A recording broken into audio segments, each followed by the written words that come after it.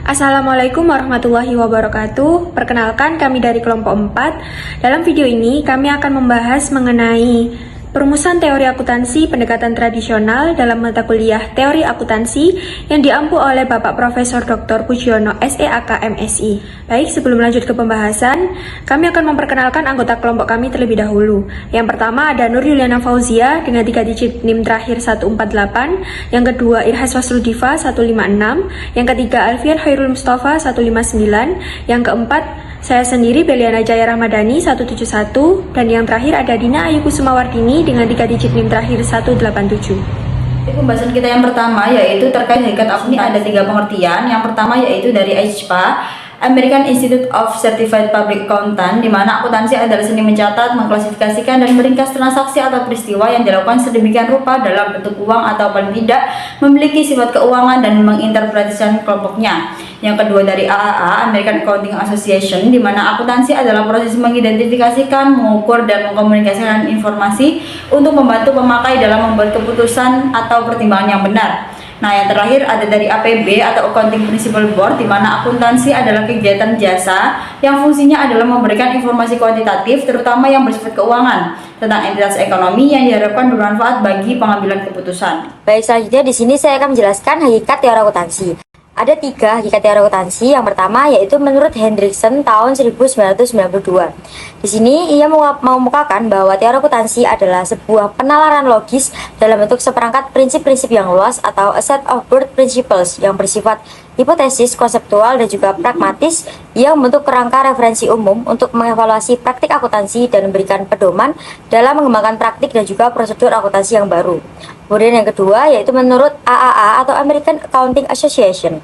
Menurut AAA, teori akuntansi adalah seperangkat konseptual, hipotesis, dan juga proposisi pragmatis yang menjelaskan dan memandu tindakan akuntan dalam mengidentifikasi, mengukur, serta mengkomunikasikan informasi ekonomi kepada para pengguna laporan keuangan. Dan yang ketiga, yaitu hakikat teori akuntansi menurut Belkawi tahun 2004. Di sini ia mengemukakan bahwa teori akuntansi adalah kumpulan prinsip dan juga hubungan yang menjelaskan bagaimana akuntansi itu bekerja dan berikan dasar bagi pengembangan standar akuntansi serta praktik yang lebih baik. Berdasarkan 3 hakikat tersebut, dapat disimpulkan bahwa teori akuntansi adalah seperangkat prinsip, konsep, dan juga hipotesis yang bersifat logis, konseptual, dan pragmatis yang digunakan untuk menjelaskan, mengevaluasi, serta mengembangkan praktik akuntansi. Teori ini juga berfungsi sebagai pedoman bagi akuntan dalam mengidentifikasi, mengukur, serta mengkomunikasikan informasi ekonomi agar dapat digunakan secara efektif oleh para pemangku kepentingan dalam pengambilan keputusan. Ini saya akan menjelaskan terkait penyusunan dan verifikasi teori akuntansi. Jadi, prinsip-prinsip akuntansi yang berlaku umum berperan sebagai pedoman bagi para akuntan dalam memilih teknik akuntansi dan menyusun laporan keuangan sesuai dengan praktik terbaik. Seiring dengan perubahan lingkungan, nilai, dan kebutuhan informasi, prinsip-prinsip ini terus dikaji ulang dan dianalisis secara kritis. Nah, perubahan dalam prinsip akuntansi dilakukan untuk mengatasi berbagai permasalahan akuntansi yang muncul serta merumuskan kerangka teoritis yang lebih baik. Proses penyusunan teori akuntansi harus diikuti oleh tahap verifikasi atau validasi untuk memastikan keakuratan dan keandalan teori tersebut. Nah, jika teori akuntansi berbasis matematika, maka verifikasinya dilakukan dengan menguji konsistensi logisnya. Sementara itu, jika teori didasarkan pada fenomena fisik atau sosial, maka keabsahannya diuji berdasarkan hubungan antara peristiwa yang dianalisis dan hasil observasi di dunia nyata. Dengan demikian, teori akuntansi merupakan hasil dari proses perumusan dan verifikasi yang bertujuan untuk memastikan teori tersebut relevan dan dapat diterapkan dalam praktik akuntansi. Selanjutnya, saya akan menjelaskan mengenai metodologi dalam perumusan teori akuntansi. Dalam merumuskan teori akuntansi atau melakukan penelitian akuntansi, diperlukan metode yang tepat. Belkau dan Godfrey mengidentifikasi beberapa metode yang sering digunakan, yaitu yang pertama metode deskriptif atau pragmatik. Metode ini memandang akuntansi sebagai seni yang tidak bisa dirumuskan secara pasti. Oleh karena itu, teori akuntansi dijelaskan dan dianalisis berdasarkan praktik-praktik yang sudah ada dan diterima saat ini. Yang kedua, psikological pragmatik atau akuntansi perilaku. Metode ini mempelajari bagaimana pengguna laporan keuangan bereaksi terhadap informasi akuntansi yang dihasilkan dari berbagai aturan, standar, prinsip, atau pedoman akuntansi. Bidang ini dikenal juga sebagai behavioral accounting. Yang ketiga, metode normatif tahun 1950 sampai 1960. Dalam metode ini, akuntansi dipandang sebagai seperangkat aturan atau norma yang harus diikuti, terlepas dari apakah aturan tersebut sedang diterapkan atau tidak. Yang keempat, metode positif tahun 1970. Metode ini berawal dari fenomena atau perilaku nyata yang dapat diamati secara ilmiah.